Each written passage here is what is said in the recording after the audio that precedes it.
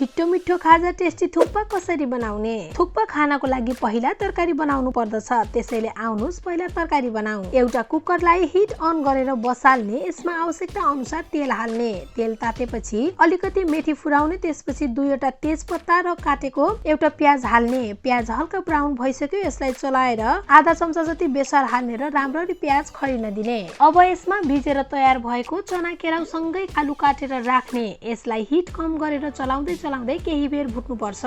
एकछिन भुटेपछि यसमा स्वाद अनुसार नुन, अलिकति अदुवा लसुनको पेस्ट र अलिकति जिरा धनिया पाउडर हालेर सबै मसलालाई राम्ररी चलाइ अरु केही बेर भुट्ने। अलि बेर भुटेपछि काटेको टमाटर राख्ने र आधा चम्चा रातो धुलो खुर्सानी राख्ने। अब यसलाई राम्ररी चलाउने। यसमा चना केराउ डुब्ने गरी पानी हालेर चलाउने अनि कुकरको ढक्कन बन्द गर्ने। यो पाक्नको लागि मिडियम हिटमा 4-5 सिटी लगाउनु पर्ने हुन्छ।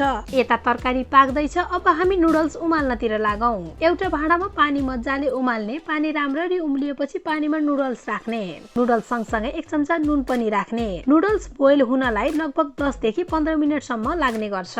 यता कुकरमा 4-5 सिटी लागिसक्यो। अलि बेर सेलाएपछि ढक्कन खोलेर आलुलाई यसरी चलाइ फुटाउने र आवश्यकता अनुसार झोल राख्ने। यसलाई अझै स्वादिष्ट बनाउन काटेको धनिया पत्ता राखेर मजाले छड्किनु दिनु पर्दछ। अब तातो तरकारी तयार भइसक्यो। यता नुडल्स पनि राम्ररी तयार भइसक्यो। नुडल्सलाई पानी तर्किने खाले भाँडामा हालेर चिसो पानीले मजाले धुनु पर्दछ। नुडल्स पखालिसकेपछि 2-4 थोपा जति तेल हालेर सबैतिर राम्ररी लाग्ने गरी चलाउनु पर्दछ। अब थुक्पा रेडी भयो। कचौरामा थुक्पा हालेर माथिबाट तरकारी हाल्ने। अब आफ्नो इच्छा अनुसार प्याज, हरियो खुर्सानी र धनिया पत्ता हाल्ने र माथिबाट कागतीको रस निचोरेर राम्ररी मिक्स गर्ने। ल हेर्नुस् त तयार भयो हाम्रो टेस्टी थुक्पा।